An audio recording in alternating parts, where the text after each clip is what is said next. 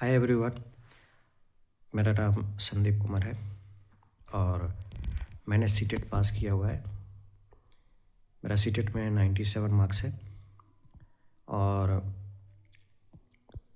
मैं जो सीटेट पास किया हूँ उसमें सबसे इंटरेस्टिंग बात क्या है कि मैंने कोई भी तैयारी नहीं किया था, कभी भी नहीं। बिना तैयारी के कैसे सीटेट पास करें इसके बारे में मैं बताने वाला हूँ। तो देखिए, सीटेट जो होता है वो उसमें दो पेपर होते हैं। एक है पेपर 1 जो कि 1 to 5 के एग्ज़ामिनेशन 1 to 5 के टीचर एग्जामिनेशन के लिए होता है, रिक्वायर्ड होता है। तो उसको पहले तो बीएड वाले भी भर सकते थे, बट अब उसको डीएलएड वाले ही सिर्फ भरते हैं, क्योंकि 1 to 5 से बीएड वाले को बाहर कर दिया गया है। नाउ बात करें अगर पेपर 2 की, तो वो पेपर 2 में जो होता है मेनली रूप से या तो साइंस और मैथ के लिए होता है या एसएसटी वाले के लिए होता है, और भी अदर के लिए होता होगा, ठीक है, और भी अदर के लिए होता है। बट बात करेंगे मेनली रूप से साइंस एंड मैथ वाले के लिए, क्योंकि सबसे ज़्यादा जो दिक्कत होता है पास करने में वो साइंस और मैथ वाले को होता है। तो स्ट्रैटेजी है कि कैसे बिना पढ़े हुए पेपर पास करें सीटेट। तो उसके लिए सबसे ज़रूरी चीज़ क्या है कि अगर आप पढ़ सकते हैं, आपके पास टाइम है, तो बहुत अच्छी बात है, आप 1-2 सेट लगा दीजिए, उससे काम चल जाएगा 2-4 सेट से। नहीं अगर टाइम है और नहीं पढ़ सकते, तो सबसे ज़रूरी जो चीज़ है वो है कि आप जो है उसके लिए टाइम मैनेजमेंट ज़रूरी है। अगर आप प्रैक्टिस नहीं है, बहुत सारे कारण हो सकते हैं क्या कि नहीं पढ़ पाने का बहुत सारे रीज़न हो सकते हैं, ठीक है। तो उसके लिए जो है सबसे ज़रूरी चीज़ क्या है, टाइम मैनेजमेंट कैसे करना है। टाइम मैनेजमेंट करने के लिए जो है सबसे ज़रूरी चीज़ है कि आप समझिए उस चीज़ को कि क्वेश्चन कैसे पूछा जाता है। तो क्वेश्चन जो है उसमें पेडागोगी, देन आपका साइंस और मैथ्स आपका सब्जेक्ट से जो है, देन फिर सब्जेक्ट के अलावा फिर आपका लैंग्वेज, 2 पेपर लैंग्वेज का होता है। तो उसमें से मैंने चुना था हिंदी और इंग्लिश। तो पता नहीं मुझे कि मैंने फर्स्ट पेपर चुना था हिंदी या सेकंड पेपर हिंदी चुना था। तो उसमें से आप कोई भी चुन सकते हैं। फॉर्म भरते वक्त आपका एडमिट कार्ड में दिया होगा कि लैंग्वेज 1 लैंग्वेज 2 कर करके। लैंग्वेज 1 में आप हिंदी चुने हैं या इंग्लिश चुने हैं, या लैंग्वेज 2 में आप हिंदी चुने हैं और लैंग्वेज 1 में इंग्लिश चुने हैं। तो आप एडमिट कार्ड पर देख लीजिएगा, उसमें दिया हुआ रहता है। और सबसे ज़रूरी चीज़ क्या है कि आपका जो क्वेश्चन आता है, तो उसमें से बहुत सारे बच्चे गलती करते हैं क्या कि जो जब सॉल्व करने जाते हैं तो लैंग्वेज को जो है गलत लैंग्वेज को सॉल्व कर लेते हैं और फिर जो है उल्टा पुल्टा सॉल्व कर लेते हैं। जैसे कि लैंग्वेज 1 में अगर हिंदी चूज किया है और लैंग्वेज 2 आपका इंग्लिश है, तो उसमें क्या करते हैं वो कि लैंग्वेज 1 में इंग्लिश सॉल्व कर करके बैठ गए और लैंग्वेज 2 में जो है हिंदी सॉल्व करके बैठ गए, या इसका उल्टा भी हो सकता है, ठीक है। तो उसमें ये चीज़ ध्यान रखना है, क्वेश्चन पेपर में वहाँ ऊपर में लिखा होता है कि लैंग्वेज 1 हिंदी और लैंग्वेज 2 इंग्लिश, और लैंग्वेज 2 हिंदी और लैंग्वेज 1 इंग्लिश, इस तरह से लिखा हुआ रहता है।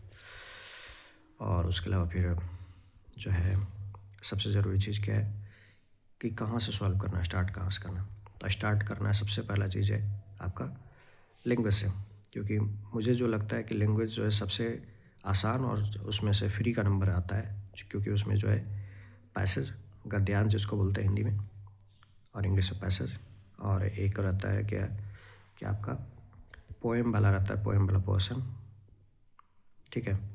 तो वो 2 चीज़ें आता है जिसके कारण जो है बहुत सारे मार्क्स तो ऐसे ही फ्री में हो जाते हैं, मिल जाते हैं सबको, क्योंकि उसमें आप पढ़िएगा, पढ़ करके जो है उसी से मिल जाएगा आपको बहुत सारा मार्क्स, और उसको पढ़ने में भी ज़्यादा टाइम नहीं लगता है। तो ये दोनों चीज़ आप पहले सॉल्व कीजिएगा, हिंदी और इंग्लिश। फिर उसके बाद वहाँ से सॉल्व करने के सबसे पहले ये दोनों सॉल्व कीजिएगा।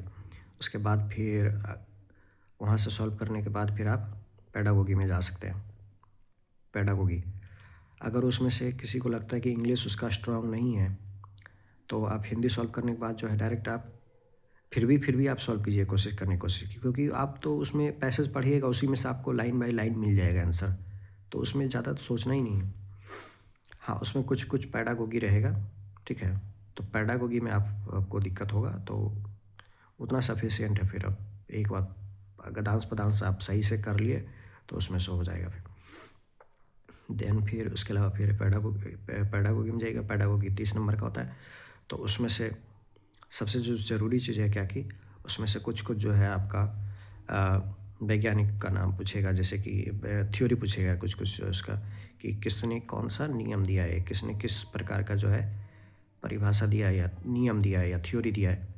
तो जैसे कि कोहलबर्ग का नियम क्या है बताइए, या फिर जेन पियाजे का नियम क्या है, या नियम दे करके फिर पूछेगा कौन सा वैज्ञानिक ने दिया है, ठीक है। तो उसमें से आपको जो है उसमें दिक्कत होगा, क्योंकि अगर नहीं पढ़े हैं उसमें तो आप बता नहीं सकते उसमें कि कौन किसने क्या दिया है, ठीक है। लेकिन उसके अलावा फिर बात करें अगर सबसे ज़रूरी चीज़ कि जो आपका बाकी जो क्वेश्चन रहेगा पेडागोगी में, उसमें से आपको नेगेटिव देखना है। नेगेटिव देखने का इन द सेंस है क्या कि आप बच्चा को पढ़ाने जा रहे हैं, तो उसमें से आपको जब क्वेश्चन को दिया जाएगा तो उसमें जो ऑप्शन रहेगा, ऑप्शन में सारा का सारा जो है आपको देखना है कि नेगेटिव कौन सा है। कोई एक ऑप्शन में नहीं, केवल, ठीक है, या इस टाइप का जो है हो होगा अगर ऑप्शन, तो उसमें वो गलत हो जाएगा। जैसे कि मान लिया कि बाद हम लोग बोलते हैं कि बच्चे का विकास कैसे होना चाहिए, तो या फिर बच्चे को पढ़ाई किस तरह से करवाना चाहिए, तो उसमें अगर रहेगा लिखा हुआ है ऑप्शन में केवल लिखकर, केवल बोलकर, केवल पढ़कर पढ़ाकर, या फिर जो है सर्वांगीण तरीके से बच्चे को पढ़ाना चाहिए, विकास कराना चाहिए, तो उसमें से जो ऑप्शन हो जाएगा वो केवल वाला तो पहले ही छट जाएगा, और जो सर्वांगीण वाला होगा, ठीक है, सभी तरीके से होगा, तो वो वाला ऑप्शन सेलेक्ट हो जाएगा। तो उसमें से ये चीज़ें देखना है। और सबसे ज़रूरी चीज़ ध्यान में रखना है कि आप किसी भी क्वेश्चन में आप टाइम ज़्यादा ना लें।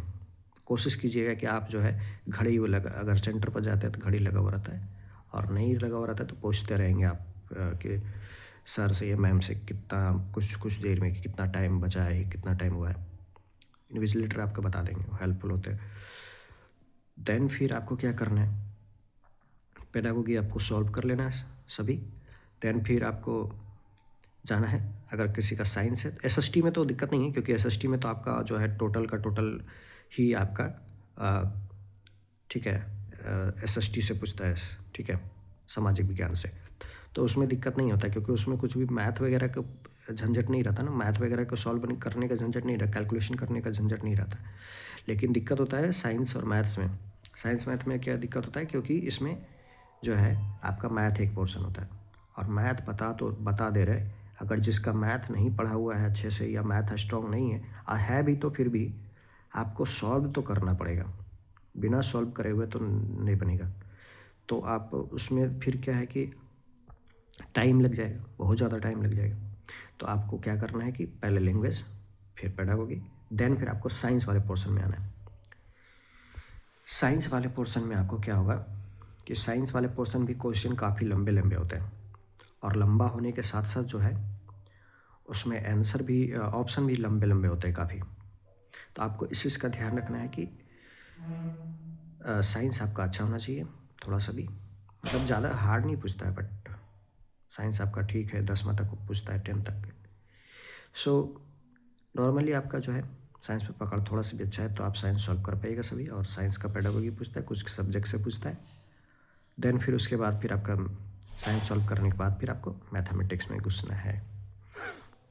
और मैथमेटिक्स में बता देते हैं कि मैथमेटिक्स में कुछ कुछ चीज़ें ऐसे हैं जो कि आपका फ्री का नंबर बनेगा, अगर आप एक दिन पहले उसको देख करके चले गए। जैसे फार्मूला अगर याद है, जैसे कि घन घनाव, ठीक है, क्यूब क्यूबाइड, ये सब का अगर फार्मूला आपको याद है, ठीक है, इसका डायगोनल का, ये विकर्ण जिसको बोलते हैं हिंदी में, तो उस सब का अगर फार्मूला याद है तो आपको एक दो क्वेश्चन तो ऐसे ही बन जाएंगे उससे। तो थोड़ा सा देख लेना है कि शंकु मतलब कोण का परिभाषा क्या है, डेफिनेशन परिभाषा सॉरी फार्मूला क्या है एरिया का, क्षेत्रफल का। तो ये सब चीज़ों को देख लेना है। और उसके अलावा फिर बाकी चीज़ें इसी तरह से सॉल्व करना है। तो आपको कोशिश करना है कि टाइम, क्योंकि लास्ट में जो है ना रंगने का टाइम भी नहीं मिलता है, रंगने होता है ना, उसमें रंगने में भी आपका टाइम अच्छा लगता है। तो इसी तरह से मैंने सॉल्व किया था। और थोड़ा सा भी आपका प्रीवियस ज्ञान है, पहले से पढ़ा हुआ है, थोड़ा सा भी मतलब बचपन में जो बेस आपका स्ट्रांग है थोड़ा सा भी, तो आपका हो जाएगा।